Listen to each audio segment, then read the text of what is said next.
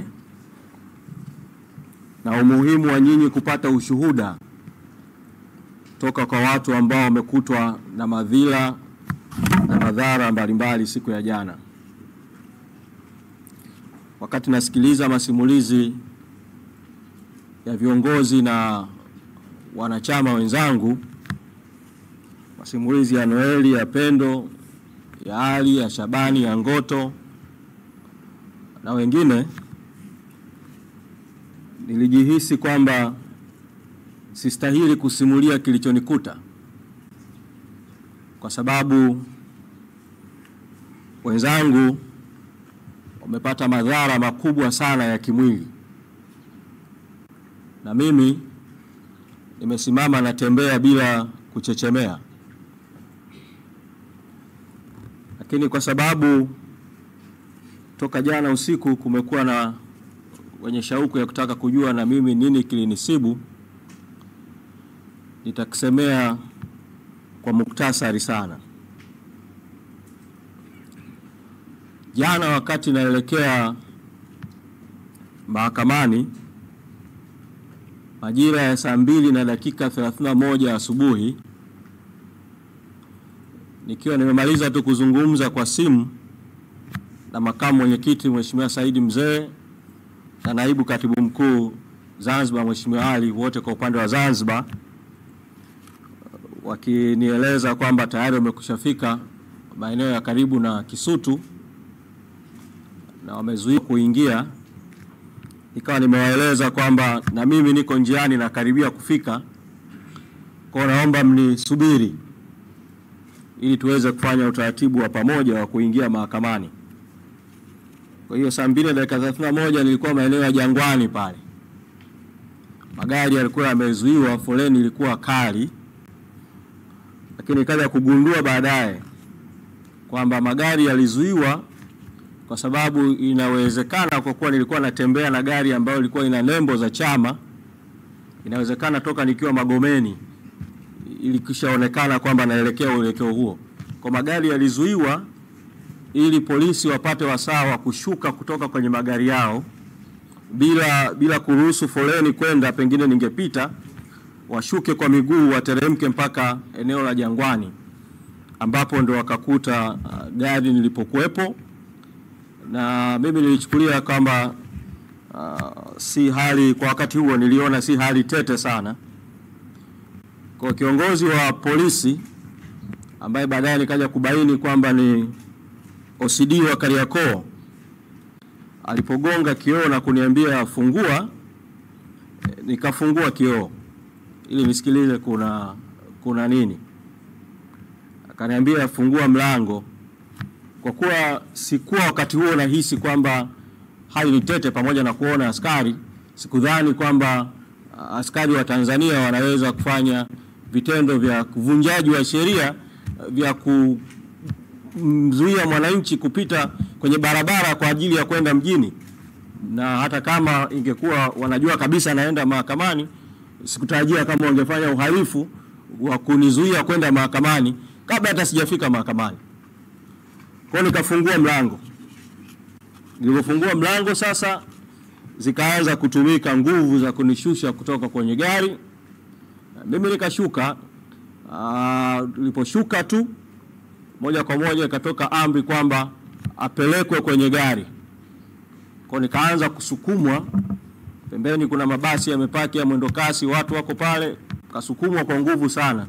Nikatolewa kuanzia Jangwani pale katikati kwenye bonde, nikapandishwa juu mpaka kituo cha mafuta kilichoko eneo la fire pale upande wa kulia, na nikaingizwa kwenye gari ya polisi ndani, askari mmoja akiwa upande wangu wa kushoto, mwingine upande wa kulia, askari mwingine mbele, mwingine akaendesha gari, na moja kwa moja wakatoa amri kwamba hiyo gari iondoke. Kutoka hiyo saa 2:31 mpaka saa 3, kwa sababu sikufungwa macho, kwa hiyo nilikuwa na namna ya kujua muda mule ndani ya gari kwa kuangalia ambavyo nilikuwa naona muda. Wakanipeleka kwanza Kariakoo, Karume pale mbele ya ofisi ya mkuu wa mkoa. Wakaificha ile gari iliyokuepo kwa sababu walihisi kwamba pamoja na kuwa ina tinted, lakini tinted ilikuwa faint, hawakutaka ionekane kwamba nipo, wakaiweka katikati ya gari zao nyingine, na wakasema kwamba wamepokea maelekezo kwamba inabidi nipelekwe Mbweni. Kwa tukaanza safari ya kwenda Mbweni.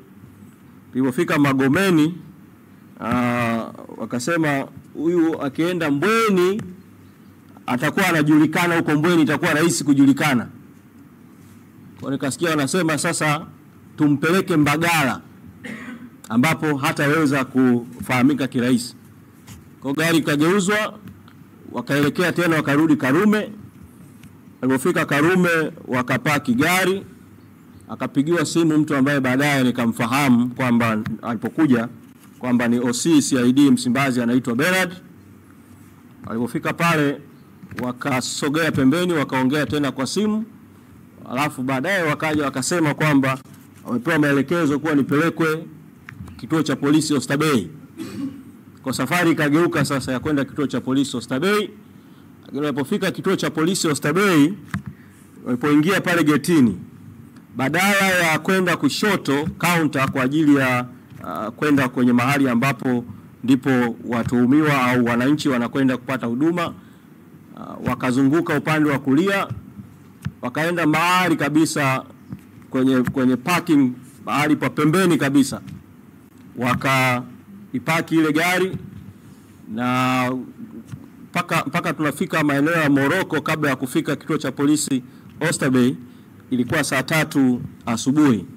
Kwa naweza kusema kwamba kuanzia saa 3 asubuhi niliwekwa kizuizini ndani ya gari mpaka saa 1:30 usiku.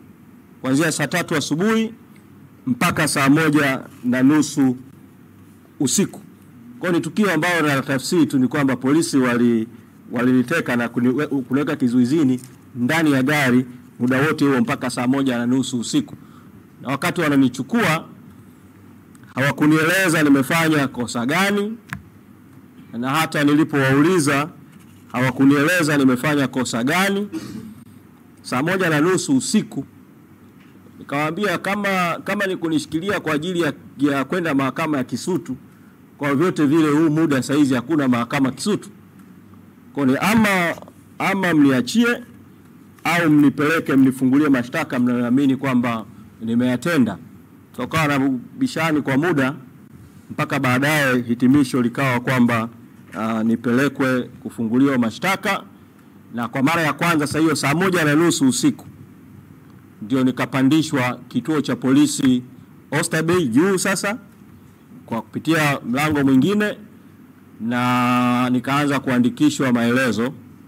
Nikagoma kuandika maelezo kwa kuwaeleza kwamba niko tayari kutoa maelezo mahakamani.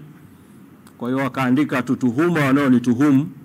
Kwa nikatuhumiwa kwa makosa ya kuhamasisha na kula njama ya kufanya maandamano.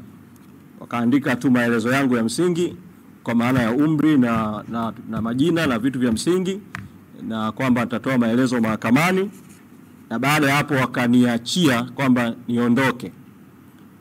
Nikawaambia mmenichukua, mliponichukua sina simu, sina funguo za nyumbani, sina chochote kingine. Mkiniambia niondoke hapa naondoka kwa utaratibu upi? Kwa nikawaambia kwa sababu mmenichukua barabarani, ni vizuri mtende haki, kwa kuwa kituo cha polisi Oysterbay si mbali na makao makuu ya Chadema, mnipeleke makao makuu ya Chadema. Kawa na mazungumzo ya muda mrefu na mashauriano mengine. Hatimaye mida ya saa 2 na ushe, zaidi ya saa 2 kidogo, wakanileta hapa makao makuu ya chama. Kwa nimesema kwamba katika hali ya kuwasikiliza wenzangu waliopigwa na kuumizwa na madhila waliokuta, sikuwa nastahiki kwa kweli kusimulia kisa hiki.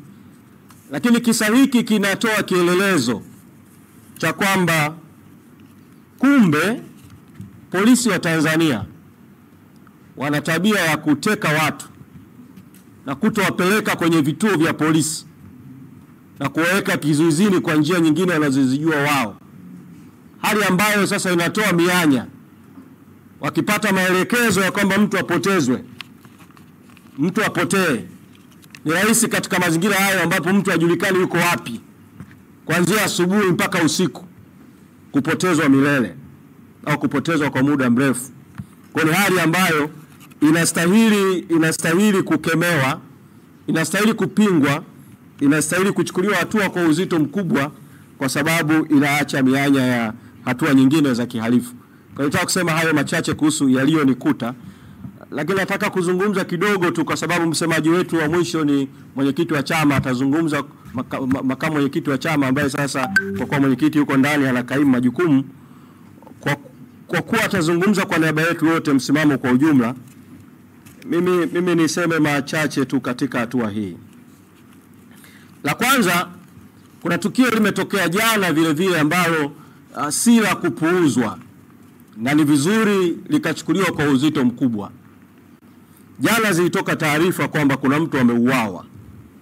Katika kadhia ya jana, kuna mwananchi ameuawa.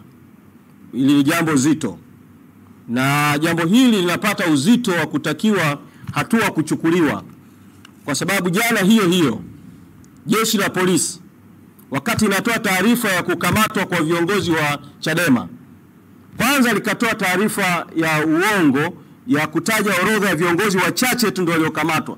Kuna wengi hapa waliotoa masimulizi ya kuumizwa kwao na kukamatwa na polisi na kutendewa vitendo viovu kweli kweli. Hawako kabisa kwenye orodha ya jeshi la polisi iliyotamkwa jana. Kwa jeshi la polisi liliamua kuficha ukweli juu ya watu waliowapiga na kuwaumiza, ndio maana hawajaingiza kabisa majina ya watu wote hawa kwenye orodha ya watu iliyotangazwa na jeshi la polisi jana.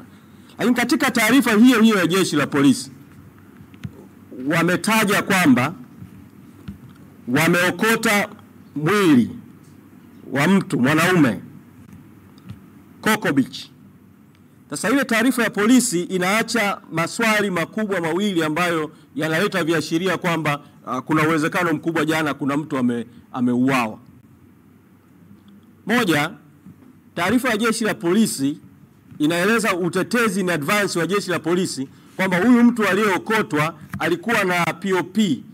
Kwa hiyo kwa sababu alikuwa na POP, polisi wanasema alikuwa na majeraha ya muda mrefu.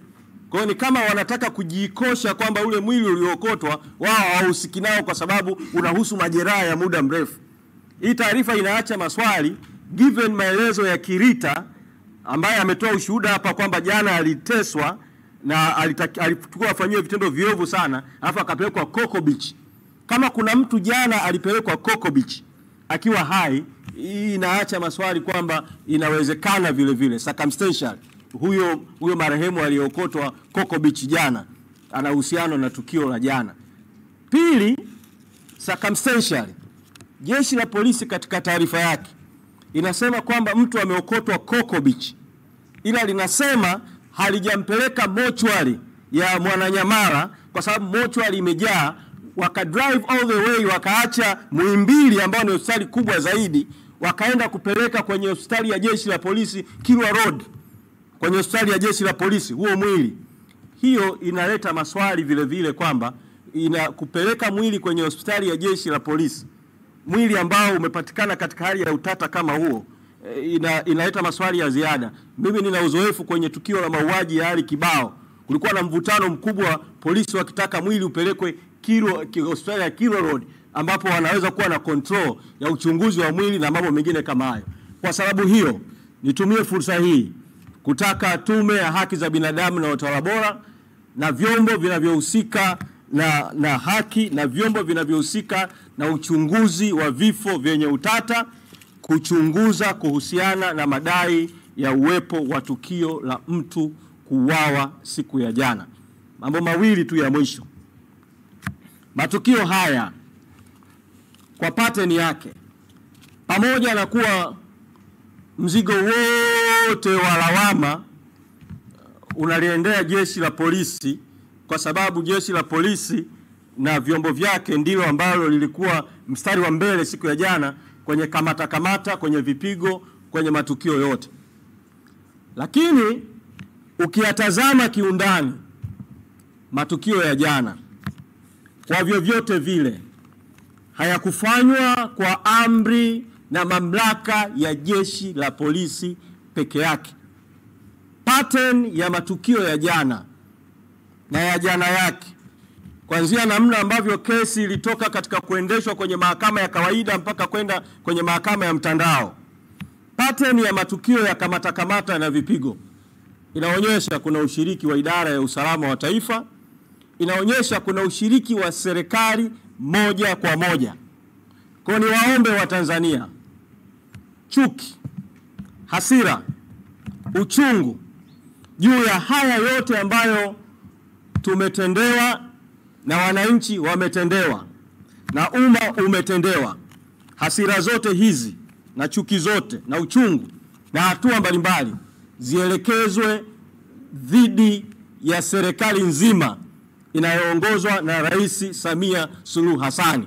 Haiwezekani matukio yakafanyika katika taifa yanayohusu wafuasi, wanachama, viongozi wakuu wa chama kikuu cha upinzani, rais asiwe anafahamu au kuhusika katika hili jambo lote. Kwa hiyo hatua zote vile vile zielekezwe kwenye uwajibikaji wa serikali kwa ujumla wake. Katika tukio la hili la U-turn ambalo naomba na lenyewe nilisemee kwa kauli kidogo. Taarifa zinaonyesha kwamba Hilda Newton yuko kituo cha polisi Central, pamoja na polisi kukanusha kwamba hayupo kituo cha polisi Central, kwa sababu kuna vyanzo viwili vya karibu vya taarifa vya moja kwa moja. Moja, Hilda mwenyewe alizungumza na mmoja wa viongozi wetu akiwa kituo cha polisi Central, wakati huo walikuwa wanataka kumpa taratibu za dhamana. Kwa hiyo inathibitisha kwa kauli yake kwamba yuko kituo cha polisi Central. Pili, yuko mahabusu ambaye alikaa kituo cha polisi Central, ametoka kutokana na matukio ya jana. Mahabusu huyu ambaye alimshikilia kituo cha polisi Central amesema alikuwa pamoja na Hilda Newton kituo cha polisi Central. Kwa hiyo katika hali hiyo, kanusho la polisi kwamba hayuko kituo cha polisi Central itakuwa ni kanusho la uongo. Kwa kuwa alipelekwa kituo cha polisi Central na akaingizwa kituo cha polisi Central, jeshi la polisi kupitia kwa mkuu wa jeshi la polisi lieleze ni sababu zipi zinafanya mpaka sasa Hilda Newton aendelee kushikiliwa na Hilda Newton aachiwe huru mara moja, kama ambavyo watuhumiwa wanaodaiwa kuwa watuhumiwa wa matukio yote ya jana, wengi wao sehemu kubwa mpaka sasa hatuna taarifa zaidi ya Hilda Newton nani mwingine yuko kwenye kituo cha polisi. Ombi langu la mwisho kwa Watanzania, matukio yote haya yanalenga kuzuia no reform no election. Bila mabadiliko hakuna uchaguzi. Matukio ya kukamatwa kwa Lissu, matukio ya Chadema kubabikiziwa kesi mahakamani, matukio ya viongozi kupigwa, matukio ya chama kushambuliwa kushoto na kulia kwa njia mbalimbali, ni mpango wa dola kudhibiti no reform no election. Bila mabadiliko hakuna uchaguzi. Katika hali hiyo tutakuwa tumeingia kwenye kufanikisha mpango wao kama tukirudi nyuma kwenye no reform no election, na kama tukipata hofu kwa sababu wenzetu wameumizwa. Matukio haya yaendelee kutupa sababu zaidi, kila kesi ya Lissu ikitajwa mahakamani, kwenda mahakamani kwa wingi zaidi, lakini wakati huo tukiendelea na mapambano ya no reform no election. Asanteni sana.